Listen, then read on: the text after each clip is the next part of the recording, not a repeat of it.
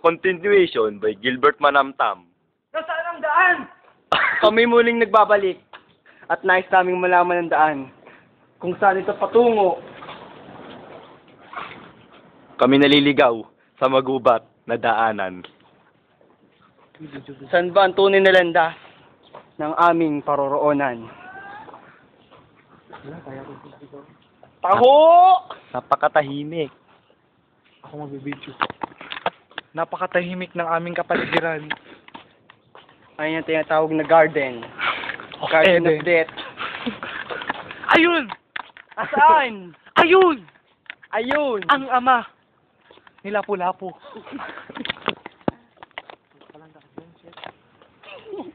Pumasok man talaga tayo.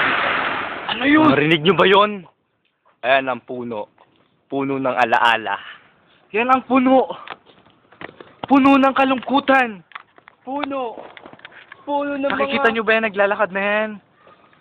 Yan ang tiyunggo na naging tao. Tiyunggo! Arahoy. Asa tayo pupunta eh? Ating po matutunghayan at makakasalubong. Ay hindi, lumiko. Lumiko! Nabahag ang buntot. Lakad lang ng lakad. Hanggang sa makalabas. Ang landas na ito ang aming tinutungo. Patungo sa aming Panonooran. Hindi ng pusa. Ayan ang mga kaluluwang pagala-gala sa aming... Uy, ba't di nakikita? Hala! Ayun, nakikita na ngayon. Ayan. Yan ang mga Atin po kaluluwang... natutunghayan ng tigre. Ang tigreng lumiis. Tara lang. Lumiko! Ang tigreng naghahanap ng katotohanan. Ang pagmamahal. Mga ligaw na kaluluwa.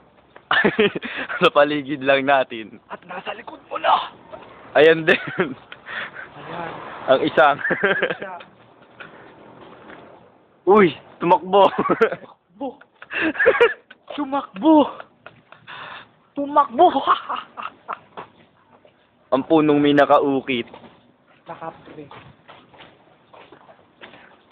At malapit na matapos ang landas na aming tinutungo. Paibato na lang sa basurahan. Ang nasty na yan. Yes! Pasok.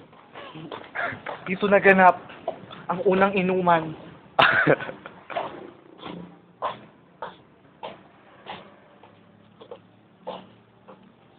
Ang madamong At dito, halamanan. kung saan musbong ang halaman ng pagkakaibigan. Ang pintong yan. Ang pintong yan. Ang pumigil sa ating uminom.